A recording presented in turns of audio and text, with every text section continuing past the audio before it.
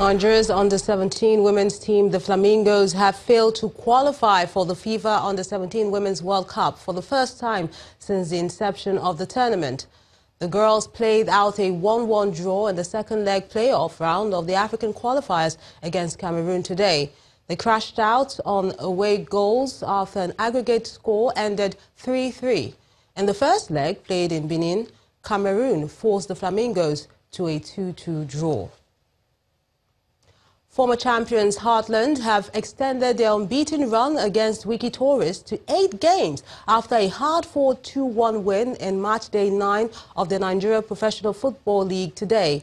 FC Fayoba's poor start to the season continued as they were handed a 3-0 defeat by Katsina United at the Muhammadu Diko Stadium. In Port Harcourt, Rivers United beat Niger Tornadoes 2-0. In Umuahia, Abia State Warriors defeated Yobe Desert Stars 3-1. Nasarawa United and Kwara United played out a thrilling 3-3 draw. From football to tennis, new world #1 Roger Federer will surely never forget his week in Rotterdam. 2 days after securing a return to the top spot in the ATP rankings, the Swiss notched his 97th tour-level trophy on the indoor hard courts of the World Tennis Tournament. Federer breezed to a thrilling title, needing just 55 minutes to dismiss Grigor Dimitrov 6-2, 6-2.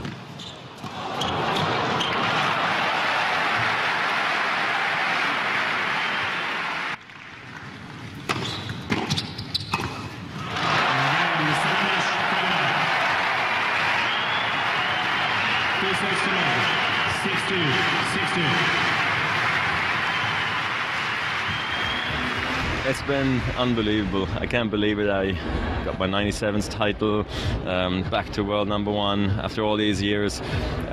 It's definitely one of those weeks that I will never forget in my life. So very, very special. No, of course not. I was expecting it to be tough and, of course, you know, be in trouble, to be quite honest, because Grigor's a great player, great athlete, you know, and he's been playing super well in recent months. So I thought this was not going to be the result, but I think he struggled a little bit at some point in that first set already.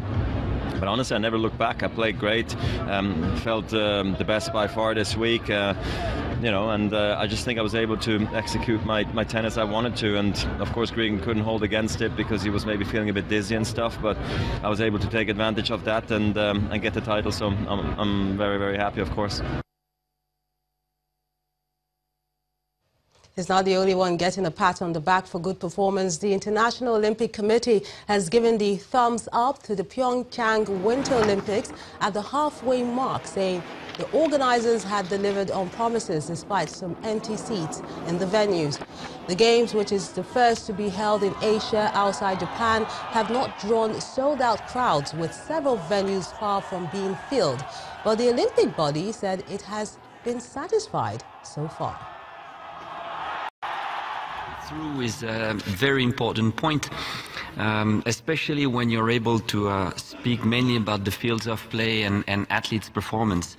As you say, Baekyu, it's a good day for competition, but all in all, these are ideal conditions for competitions, and it's particularly pleasing when you have the quality of the fields of play that are being praised across every sport and across all athletes.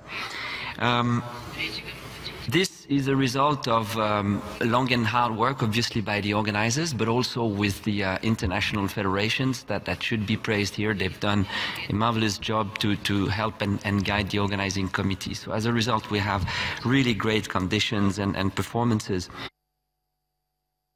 And still at the Winter Olympics, a Russian medalist suspected of having tested positive for a banned substance earlier today in a potential major blow to Russia's efforts to emerge from a drug cheating scandal. Alexandra Koletotis, a bronze medalist, along with his wife in mixed doubles curling, is suspected to having tested positive for a banned substance. Russian sports officials are to meet anti-doping officials in that country, adding that any violation would only be confirmed after an analysis.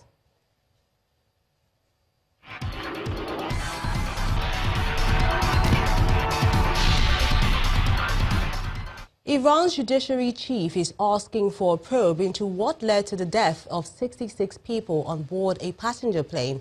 The Ashburn Airlines plane en route the southwestern city of Yasud from Tehran came down in the Zagros mountains.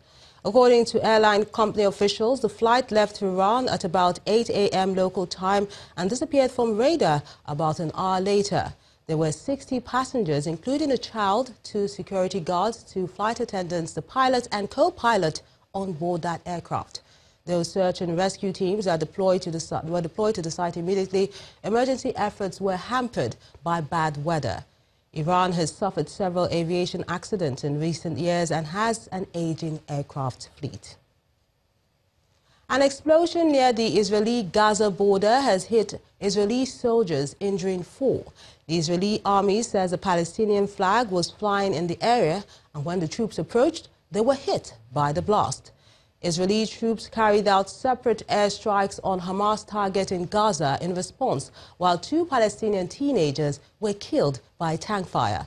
The army says the explosive device had been planted during a demonstration on Friday and was attached to the flag. No group has so far claimed responsibility for Saturday's explosion, which happened east of the town of Khan Yunis. And the main news again. Former President Olusegun Obasanjo asked for peace amongst former and present political gladiators. The former president was speaking when he visited the immediate past president, Dr. Goodluck Jonathan, in Bayelsa State. Minister for Information and Culture, Alhaji Lai Mohammed, today said the country is in safe hands under the leadership of President Muhammadu Buhari. Also today, a taxi driver lost his life in Port Harcourt, Rivers State from a police bullet less than 2 weeks after a similar incident occurred in Edo State.